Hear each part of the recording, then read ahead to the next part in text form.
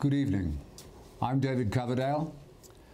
I will share with you, as I shared with my immediate family, a few personal memories of my initial introduction to Jon Lord that involved his incredible warmth, patience and generosity that immediately came to my mind and for which I will be eternally grateful.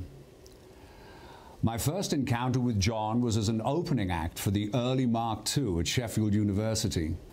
Jon came up to me after our show and was very complimentary about my singing and discreetly asked for my phone number, whispering, in case it doesn't work out with a new guy.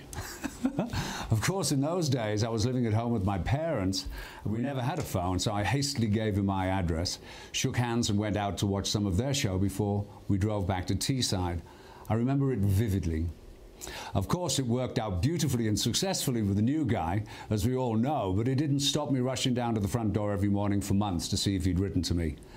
As you can imagine, it was an indescribable boost for my morale at that time in my life. A sweet, sweet man.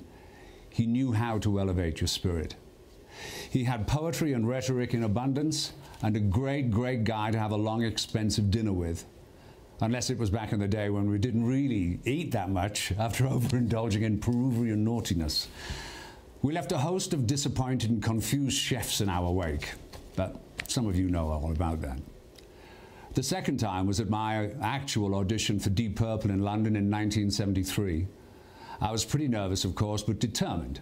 I discreetly brought a bottle of Bell's whiskey that my friend Roger Barker, who'd driven me to London, had hidden from me, and which, of course, I immediately found and gave me cause to go for frequent little shots. But no one was more engaging, welcoming, and calming to me than Jon Lord. He spoke to me so very kindly and encouraged me to the point where I must credit him for helping me relax and give a solid account of myself at the audition. God bless his cotton socks. And the last example of Jon's amazing character was at Clearwell Castle in Gloucestershire, where we had gone to work on songs for what became the Burn album.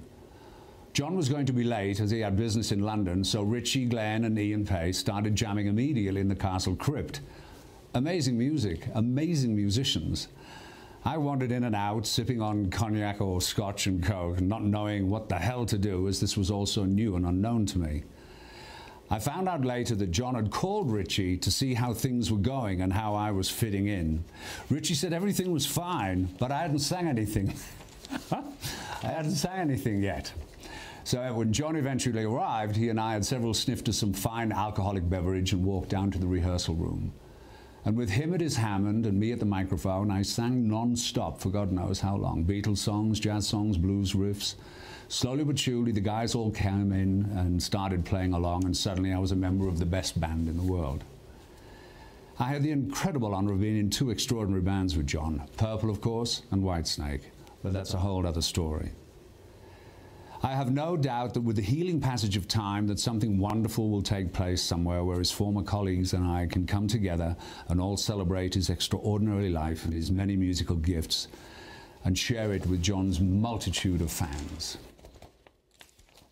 So in closing, I thank you, Jon, with all my heart. I will never forget you and what you brought to me and countless others' lives. The many precious memories I will treasure forevermore.